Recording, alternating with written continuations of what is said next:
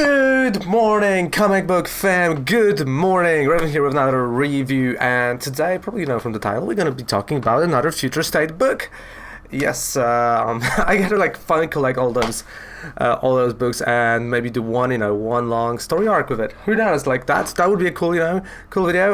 But hey, we got a dark detective, and it's an okay book. It's actually an okay book. I mean, I know I've kind of said a lot of bad things about the next Batman, and I still think the next Batman has many issues and problems in terms of the setting.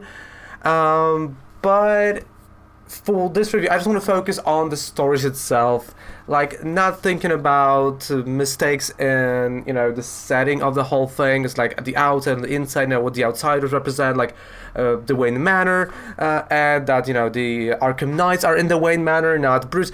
I want to leave that outside for now. I don't want to think about that. Because when I start thinking about that, I get grumpy and I get really mad. So let's talk about the book here. So it's really cool that they've added a grifter here. They said grifters, but it's cool that they added a grifter because if you started reading Batman at issue number 101, you kind of know the character, you kind of know who he is, and you kind of know the connection. So, Dark Detective. Two stories, one about the Bruce Wayne and one about the grifter. So the one about Bruce Wayne is, I think, the best of the Future State, and to me that should have been the mainline book. And reading that, and if that would become a mainline book, I would love it. I think it's a great idea to just make him like that. Let's not think about is he older? Is he not? Let's not think about that, because when you start thinking, you're wait, that doesn't make sense. No, let's not think about the age, and that he's, of course, he is older a bit, but in the pace of change, no, let's not think about that. If you are gonna allow those certain things to be all right, let's not maybe think about that, even though it is in the continuity, which issue number 2 kind of puts it in, because the issue number 2 says hey, the Joker Wars was the turning point for Gotham, and that's where shit went sideways. So you can go but yeah, Batman was already 30 there. Let's assume that it's 15 years later. He's no, let's not go that direction. All right, when you're not thinking that much about everything, this is a great book. When you start thinking, this is going to be a super bad book. So we learn, and in the book actually opens that Bruce Wayne is dead, Batman is dead. Of course, this is not true, but the reason why we kind of know that and why people are thinking that way is because in one of the alleys, we talk about that in the Arkham Knights, all sectors of Gotham right now, because Magistrate actually took over, all sectors of Gotham actually have their own leader, and one of their leaders, number 11, it was saw Bruce Wayne in one of the alleys, shot him, and he thought presumably he is dead, so he is dead, and the next day he shot Batman, so Batman is dead as well. So everyone thinks, yeah, he's dead. Bruce Wayne was poor at the time when all that was happening, so it is kind of in the continuity with what James Tynion is doing, which, okay, I can understand. So the book opens right with, of course, the alley. Bruce gets shot by the 11 that says, we know who you are, right? We know you, and it's just hey, Bruce Wayne is dead. Even though, that's one thing that I just try to understand about this book is Bruce Wayne is dead, but he's not, right? But he is walking around with his face, normally, but you've got those all face recognition stuff, all this is automatic, cameras everywhere, and they can't figure out this is Bruce Wayne. Okay, so he goes, to the dining, and he's poor, he's starving, so he's yeah, maybe I'm just gonna order, a coffee.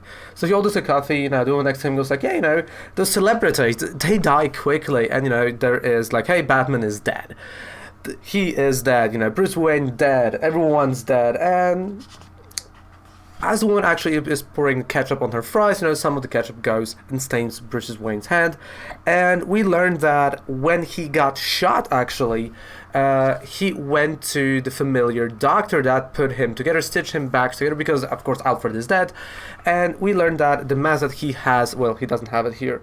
The mask, he kind of has it on him all the time. So even though he was without a mask coming into the doctor, he put it in right before that, and they've stitched him together. So that was the moment where he technically died, but he is alive. It was 9/11, sorry, it was number 1. And then we go to this number 1, he says, like, I killed Batman, Batman is dead, Bruce Wayne also died, everyone dead. And we have a really cool shot of what is, like, I call it a Times Square, because it does look like a Times Square, like, don't get me wrong, it does look like that. So we got a shot of the Gotham Square, you can say that. And there is, like, Bruce Wayne on one of the panels, so, they're talking about him, and he just, like, there was like, it's weird, because I see myself, like, wow, Playboy, and I'm here, I'm dead, but I'm not.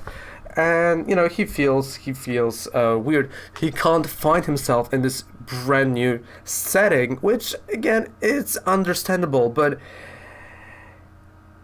the whole thing is, especially in this shot, like, they tell, like, hey, there are cameras everywhere, everyone is seen, everyone's controlled, yet they can't figure out that Bruce Wayne is still alive.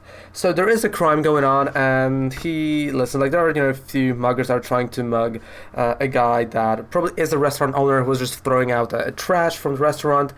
So Bruce Wayne tries to stop them, right? He goes there, he gets punched, but he also punches those guys, and we learn that, well, Magistrat sees that, and Magistrat goes after Bruce, and as he is running away, he of course gets shot, because why not, and he is wearing a mask, and the whole thing underneath, so he just rips everything kind of like Superman style, which is a cool shot, it's a cool art, and, the drones of the Magistrat are chasing him, he gets shot again in the stomach, and he just runs away from them. And once he runs away from them, we see the number 1 looking at the screen and goes like, Batman is dead. So he doesn't believe that this is Batman. And we get into, like, he lands literally in the same alley where Bruce Wayne presumably died, and there's, like, a grave there. So it's quite a cool intro to the story. It's like,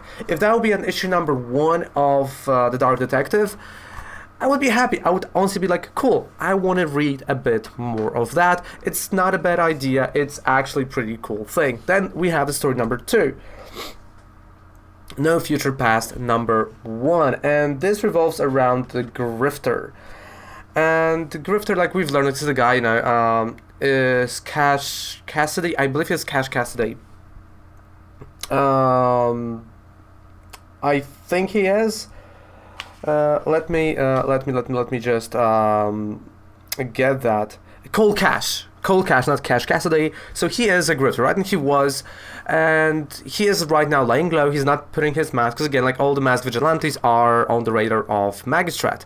So he's playing cards, he's playing a bit of a poker, probably, we can presume that.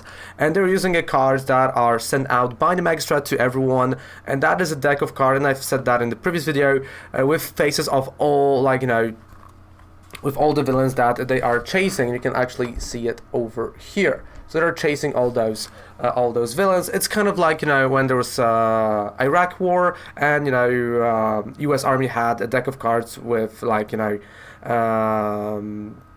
all those, like, terrorists, right, that were their top targets. So it's kind of a throwback to that. And, it's cool. So he's playing cards, of course, he's being accused of cheating, so he starts a brawl. He stabs a guy in the hand, and, well, there are 2 GCPD, actually, police officers, and they're like, hey, Cole Cash, we need to talk. And everyone goes like, Cole Cash, this motherfucker! And the whole bar, because the whole bar of villains, is pissed because he did some really bad stuff, in the past. So, it's like, hey, you were supposed to help me and you never showed up. Like, oh, you robbed me, you did this, and everyone says like their little story. So he is fighting his way out of that hole, and he's running away. Then we got a commercial for the Joker Awards. Again, great book. That's, I think, the best story of James Tynion now. And with the Batman 101 and 105, he is really a big letdown. Hopefully, he is going to get better. I hope so. So, coming back, he is trying to escape the police, but actually police gets to him, and they are getting him to the car, and they are trying to get him to jail because they are actually targeting specific people. And what we learned actually is that we got a Luke Fox. So Fox's brother in the car, right in the police car with him. So they kind of get into an argument, but they quickly settle on, yeah, we need to get out. So they are like, hey, this is a Luke Fox. He's like almost dead and he's bleeding, like what? So one of the police officers goes there and it gets choked. They are escaping, the car just flips over. They do escape and they go to the grifter's hideout. And in his hideout, of course, he has his whole gear, he has everything, and you're like, we need to do something. We need to stop the magistrate, we need to get out of the stuff, and let's do it, right? But we also need friends. So we see the grifter in his gear and his iconic mask. I like that. I do like that shot. So they are trying to get some partners out of it, and well, it's not getting their way because Grifter actually made a lot of bad decisions to the point where they meet Vale, one of the leaders of the gangs, and she just simply says, you fucked us, Grifter. So you can tell where this is going. So they are fighting, they are ending up in a warehouse, and they are trying still to escape the Vale. And as they're ending up in the warehouse, they're like, you know what? You're doing better than the former Bat, it's doing good, we're escaped. But now we're in the territory of the Queen of Clubs herself, and it's like, she is not gonna be pretty on us. She's not gonna do good things to us. And as he's saying that, of course, the Queen of Clubs is there with them, slowly pointing at them as they're trying to get a brief. I think, honestly, this is a good story. It's a fast-paced story. Like, there's not a lot of action points. There's not a lot of slow points in the book. You see, it's action, something, action. There's a lot of dialogue that, again, I am kind of skipping, so you can go and read that. I think it's a great book, and I think The Dark Detective should be a mainline book coming out of Future State. We know it's not, and it's a kind of a shame. It is a shame. I want to see the story. I don't want to see the next Batman. Why? Not because of the color skin of the character, by any means. It's because of how they are portraying those characters and how they didn't make me care about the next Batman. I don't care about him. They failed to build up anything with the first issue. It was there, it's cool, but you've already put more emphasis on his dying sister than actually building the character of the next Batman. Here, I have a great story, I know exactly where to go, and The Grifter is a nice addition. That is a great book, that is a solid 7 out of 10. That are, again, when you start thinking and digging deeper, there are a lot of things that will take you out from this book, but if you're not thinking too much, that is a great story, so that's a 7 out of 10 because of that. Dark Detective, issue number 1, Future State. Should you pick it up? If you're a Batman fan, 100% it's a good book. It's better than any other book from Future State about Batman or a Bat family for me so far. So pick it up, have fun with it, enjoy it, and it's actually a nice thick book. The paper is a lot better, right? Kind of like in the previous one. So yeah, for all of that, 7 out of 10. Thank you guys so much for watching that review, and I'm just gonna bag and board it now because you gotta bag and board your comic books because there's no excuse for not having them bagged and boarded. And I see that a lot. I really see a lot of, especially new comic book fans just getting, again, if you're going to your local comic book store and you have it, you have it physically, so you buy books that are not bagged and boarded because they're on the shelf. Here, of course, it's a bit harder for us in Poland, so they always came back and boarded, which is great, and that's how I feel like should be. If you don't have back and boards, they are cheap, so you can actually back and board your books, so you can enjoy them for years to come. Not for sale. I mean, like, if you really want to sell them, sure, but don't buy books for sale. Just get them because you like to read the story, and I think for the story, that's what should drive you. So yeah, great book, 7 out of 10. Definitely. Is it worth it? $5.99? I think it's worth $5.99. If you can get it cheaper, sure. Is it gonna be a dollar bin book at some point? Probably yes. So thank you guys so much for watching. Goodbye. Gonna have fantastic rest of the day. Take care. Bye.